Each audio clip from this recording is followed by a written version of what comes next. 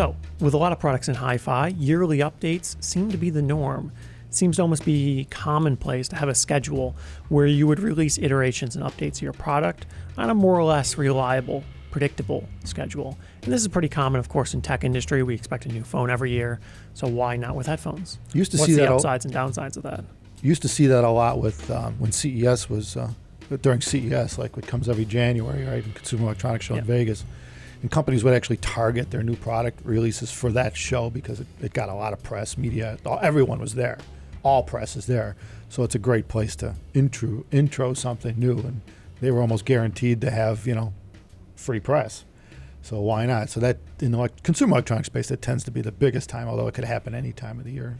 Apple doesn't target that. I don't think. They just kind of do their thing usually in the fall. They used to target whenever they did one of their events, but that kind of slipped now because I guess it's just difficult to do that. Yeah. But that is a reasonable enough reason, right? It gives everyone a target, a set point when you normally don't have one. Because normally there's really no intrinsic reason why you need to release on a certain schedule. Right. And sometimes it's easy enough to do that you figure, well, we'll come up with an update in a year, and by then maybe someone's looking for an update. In certain industries that makes sense. People want to buy a new, better thing. But in hi-fi, it's a little trickier. People don't necessarily want a new headphone every 6 months. I think with the CES example, they also like to gauge interest, because then they know like sometime later in this year they could come out with it or not, depending on how much people liked it, like when they showed it off like a potential new product. Yeah, right. So that's a different kind of thing. Yeah, there's a number of things that were CES that never went to production. Right. They're like, we might make this. Probably because no one, or modified afterward to, right. For features or different features. Where it's one thing about CES. It's nice when you're talking to thousands of people. You get some ideas. You get some feedback instantly, where you don't have to go into full production yet, and you could say, I'm 3 months out, and you could modify it. I think that's how most people use shows like CES, a big show. It's really just to get feedback from the public, because there's only so much you could do. Even if you're a big company, it's hard to really gauge public interest with high certainty. To make sure that when you come out with this product, it's going to knock it out of the park. It's tough. So I think companies use things like that to say, hey, look what we have. And they don't really say when they're releasing it or a price a lot of times because they don't really know. They usually want to see what people are saying, right? They want to see, well, do people like this? How much are they willing to pay? How much should we charge? When should we release it? They're just trying to gauge what people are looking for at that time, whether or not that's something they're interested in. Well, everyone kind of does the same thing at the headphone space too. You go to the manufacturers do can jams, and a lot of times they're showing product that isn't available yet, or it's a prototype, quote unquote, and they want to gauge response, but. The problem we found out with doing that ourselves is that you tell people it's a prototype, and for whatever reason, it's not printed like that. People go like, "Oh, look at this thing sucks," or "That sucks," and it's like 98% of people think it's a done product. And they're going to buy it just like that. Part of it's a prototype, didn't you get? Maybe the word prototype isn't strong enough. Maybe there's an issue with that. Maybe it's misunderstood what that means. It's not done yet. Like when we did Diana for the first time, we probably showed it for 2 years or more before we actually sold the Diana. And we were playing around with the design. We were working on it ourselves. We were trying to figure out how to make the world's thinnest planar freaking boutique headphone. Took time. Yeah, I think it's more of a less rigid schedule, I think, in audio. Like stuff gets updated kind of often, but everybody's kind of like gauging where to go next, and then kind of saying, well, at some point we might make this. Kind of ebbs and flows around. Right. We're all flowing around each other in some ways, like, what is the competition doing and how expensive are they type thing. And it's not, I doubt it's nothing like big business, Of course, there's some companies that don't care about the competition. They're going to do what they're going to do. I think Apple's one of them. I don't really think they consider, they set the price point where they need to be, and they're an outlier. I mean, they're kind of like a high-end company that happens to be mass market. It's a very different, they're amazing. It's amazing how they could get away with that, to be honest with you, because you don't really see that anywhere too often in any of the big business. Apple's one of the few that could get away with it. But in our end of the thing, us little guys, us boutique manufacturers, we have to watch ourselves. We can't spend billions of dollars to design something and say, yeah, you know what, we changed our mind. It would be nice. Doesn't work like that. Yeah, would be nice. Yeah, really. Can you imagine having a limited budget? It'd be like, well, let's see. Well, you know what? We'll try toast and curd jelly and see if that sounds good. Unlimited budget. We'll make a special process where we take white toast and we put it in a press, and and you layer it on each other, and then you put a certain resin in there, and it turns the starch into a whole different material that never existed before. Okay. And it just happens to sound good. Oh wait, that's cellulose drivers, right? I think that's the key thing though, is you just don't have the time or the budget to just pump out new product all the time, Yeah. at this scale, You're kind of busy working. Yeah. Well, and there's a few sides to that, because what's the advantage, right? To the consumer, does it really matter that there's this trivial small update? Probably not. I think there's a bit of a balance because, yeah, you almost always could come out with some minor update that improves the product in some kind of meaningless way, but a lot of times the people that already own the product get upset because now they feel their product's out of date, right? And so there's kind of a trade-off with coming out with a new product. Maybe you want to ship something that's slightly better, but sometimes it kind of makes sense if it's just a trivial update to just wait a little while so that there's a reasonable amount of time between transitions. And plenty of companies seem to do that as well. They kind of like stock up upgrades and then they release it in one big revision rather than doing continuous iterations. But some companies continually iterate. Really depends on, I guess, the way they design, the way they do things, the way it works for them. And sometimes there's production issues.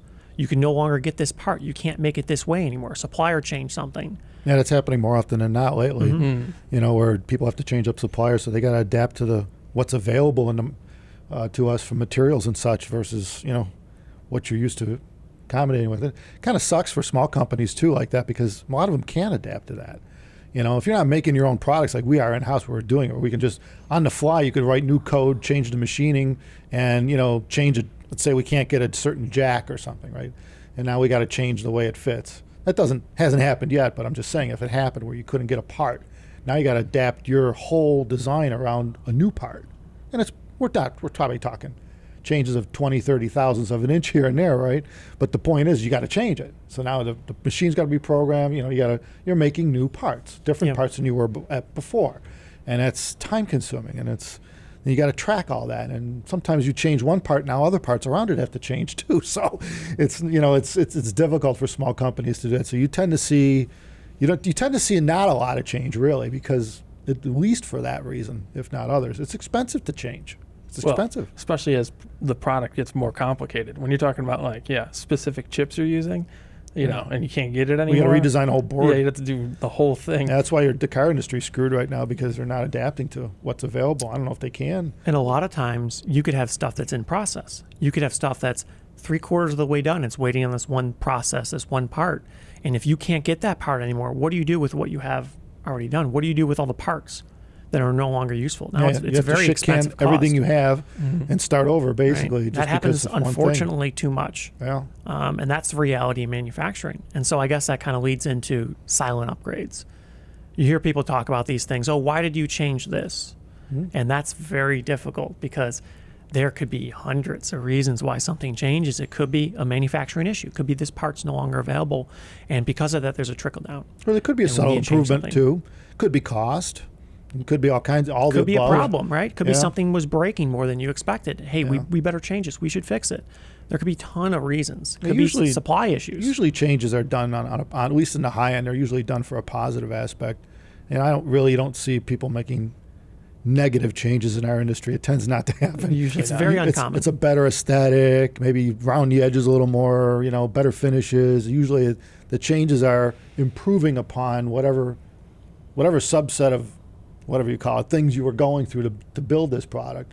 Somewhere along the way, something got easier. You found another way to do it that's a little better, and it also just happens to improve something, whether it be the looks or the sound or, or even just the longevity of the product. It could be something simple like, hey, I found a better, using the same jack analogy, I found a better jack. This company's making a better jack than what we were using. Let's change to it. And it makes sense all around if you were having trouble with the original jack, And so then you go through the travel and the process of developing or changing the product around that new part. Yeah, I guess you don't usually want to change things just to change things, just for fun, because it's more work to change things. Yeah, the status quo is easy. Is the easiest thing. Just keep doing what you're usually doing. doing it for a reason. Yeah. And so that's why a lot of times you see really small companies don't change things. No. It's just too expensive for them to do so. But it's a double-edged sword, because sometimes change is for the better. Sometimes change makes your product easier to assemble. And easier to assemble is better for everyone. It tends to mean higher quality. It tends to mean lower risk of issues. Yeah. Things that are very, very complicated are just intrinsically difficult, and that's no bueno for anyone. Well, and for the consumer side, I think that's what you want. You want manufacturers to do these subtle changes that improve upon the product. You know, I mean, I guess the way to look at it one way is that, okay, well, let's say you bought it's the same product for years, and you're one of the earlier adopters. Well, you don't have all those changes, right? Mm-hmm. So compared to what the latest thing, brand new, would have. But, you know, and there's no way to tell how many changes were involved or if there were any at all. Could be the same damn thing. But I understand from the consumer side where, you know, so you always want the latest and greatest. But, you know, from the manufacturer side, they're usually adapting to, like we talked about, their environments, whatever it might be. You know, whether it be an issue with a product where it's breaking a lot and you need to change something to make it better, or the manufacturer that you buy the parts from suddenly started making shitty parts. You know, I mean, you were going along just fine, and all of a sudden, what the hell's going on here, right? Yep. And it's not your fault. You just run into this brick wall. That happens sometimes as well, You know. which I guess the consumer would be unaware of. But sometimes you order a part, same part number, same supplier, made in the same country, it's different. Yeah. It's made in a different way. Some coating that used to be there is no longer existent. The material's different. It's a different thickness of something. Something changed in a way that the part isn't as robust. Because they probably as the ran way into you an predicted. issue with a supplier themselves. Inevitably, that's what it is. They had to make a change too. A trickle down. It's trickle down, yeah, which trickles up. Yeah. You know, and it's Yep. like now, like I said, with the auto industry, what do they run into? They can't get chips for the computers. Same thing. There's so Yeah. many And you're industries that tied are to these screwed like that. computers. Right. They're not going to redesign the computer for every friggin' car. You know, they're going to wait it out. You know? Right. That's one of the few industries where if you're missing a part like that, it's just so difficult and expensive to make a trivial little update to fix it. So people really don't. And now as a result, a lot of companies just aren't shipping because they can't. Yeah. So that's trouble. That's why usually most people do updates. It's a problem solver, right? It almost Usually. always makes the product better. Yeah. You hope. Yeah. And I mean, you know, we're all doing that. And we're all trying to make better products, and it's a good thing. So, you know, I mean, you don't want the status quo to be shit. Not that anyone's making that, but I'm just saying, if you have a problem, you would hope, if there's a problem with a product, you would hope that they would solve it. You wouldn't hope that they would just let it go and just say, you know, it only affects so many people. Shockingly enough, though, it's pretty common in some industries for companies to keep shitting. Jesus. Shockingly enough, it's pretty common in a lot of industries for companies to keep shipping product that they know has a flaw. They know has a fault that's going to limit its service life. Right. And for whatever reason, they choose to not do anything about it because I guess it's just easier. Now, we happen to be in high-end industry where that's really not acceptable. And usually we don't have enough of a supply chain issue to worry about throwing out thousands of products or some huge amount of money. So usually we can make changes pretty rapidly compared to some industries, but some industries it's so expensive. You have automation in place and you need to deal with the exact thing. Otherwise it could be millions, tens of millions of dollars to make a minor change. And our end, on the higher end too, I mean, QC is very important. I think we have to QC every goddamn part we put in a headphone. I mean, we obviously QC our own stuff. Yeah. We build the drivers, so we're looking at it while we're building it. We could see flaws. They're not made if they're flawed, right? They're just the material, something wrong with the material. Everything's inspected. You think about what we go through. Every part's inspected before anything's assembled anywhere. Well, you know, right from the diaphragm materials to the tension rings, the precision machining of that, and they all have to be inspected. And you've got on the machining side, he's looking for what tolerances on some of this stuff. He's got. He's measuring parts right off the machine on a continuous basis. Some of our parts on, like Diana, for example, where we have a critical interface, they have a total deviation of 2/10,000ths of an inch. So that's plus or minus 1/10,000, 0.0001 inch. Yeah. And that means That's things not things need to fit just right in some cases, and there's just no way around it. So the part comes off the machine or whatever you're doing, say you're doing a dozen at a time or 6 or 8 pieces. He's measuring every one of them because it's critical.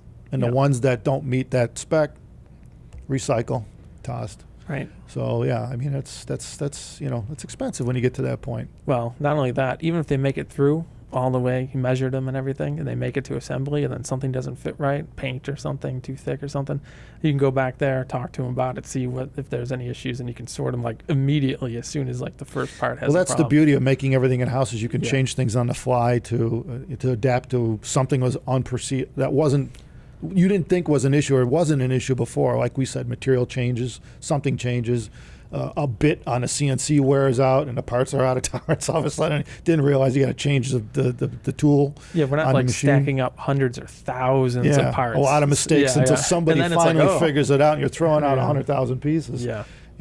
So I mean, that's kind of one of the reasons we have to be so tight on this, but but that's also the same reason why it's difficult for us to make a change, because if we have hundreds of these parts in stock that are ready to assemble and you decide to make a change, you're throwing out hundreds of sets of parts that could have been product. Right. I mean, you literally got to get rid of it if no longer works or fits. So it's difficult to make changes without, really being a costly thing. So we tend not to.